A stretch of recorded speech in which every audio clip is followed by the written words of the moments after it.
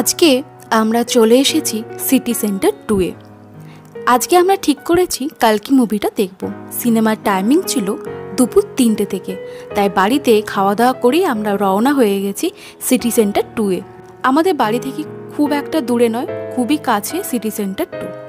আইনক্সে 3Dতে এই সিনেমাটা দেখেছি। আমি বলবো তোমরা যারা সিনেমাটা এখনও দেখোনি তারা কিন্তু অবশ্যই 3Dতে সিনেমাটা দেখবে। গাড়িটা পার্কিং করেই আমরা চলে যাই সোজা একদম বক্স অফিসে। ওখানে টিকিটটা কেটে আমরা কিন্তু ঢুকে পড়ি সিনেমা হলে। আমি মেন কথায় চলে আসি। আজকে যেই ভিডিওটা তোমাদের সাথে শেয়ার করব সেটা হচ্ছে কালকি মুভির রিভিউ।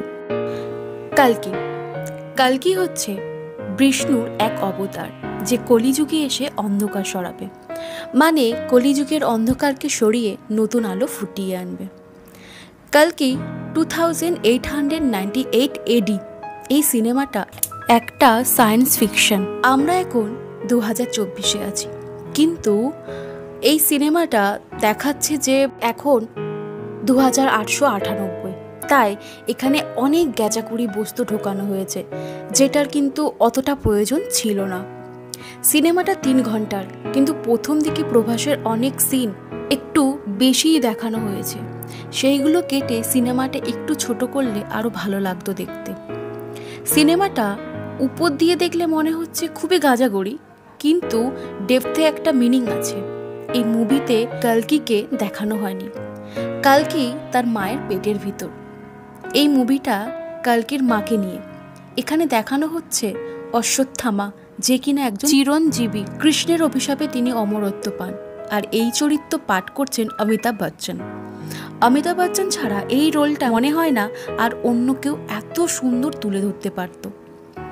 এই মুভিতে তিনি কলকির মাকে রক্ষা করছেন নানা রকম বিপদ থেকে। যারা কলকিকে এই পৃথিবীতে আসতে দিতে চায় না তাদের হাত থেকে কলকির মা হিসেবে দীপিকা পাড়ুকোনকেও খুব মানিয়েছে।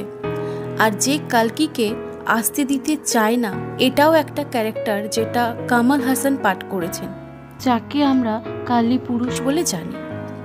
এই সিনেমাতে বাঙালি অ্যাক্টর শাশ্বত চ্যাটার্জিকেও একজন প্রাইম রোলে দেখা গেছে। সিনেমাটা খুব খারাপ না, কিন্তু প্রথম দিকে খুবই বোরিং। ইন্টারভেলের একটু আগে থেকে যখন অমিতাভ বচ্চনের এন্ট্রি হয়, সেখানে থেকে একটু ইন্টারেস্টিং লেগেছে।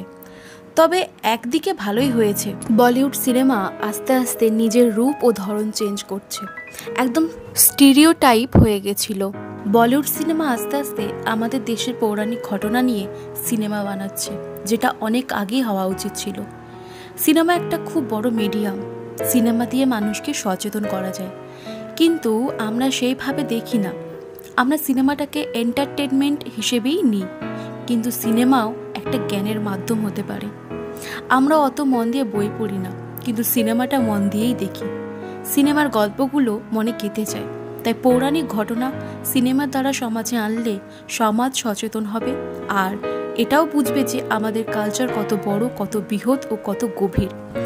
সব মিলিয়ে সিনেমাটার একটা মিনিং আছে, খুবই ভালো লেগেছে।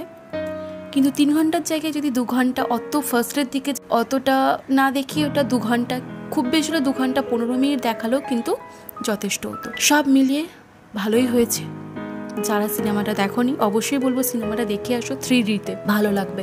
প্রথম দিকে একটু বোরিং লাগবে, তারপর আস্তে আস্তে ভালোই লাগবে। আর গল্পটার, স্টোরিটার একটা মানে আছে।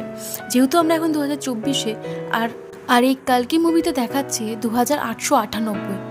জাস্ট একবার ভেবে দেখো যে কত বছর পর কি হতে চলেছে, সেই স্টোরিটা দেখিয়েছে।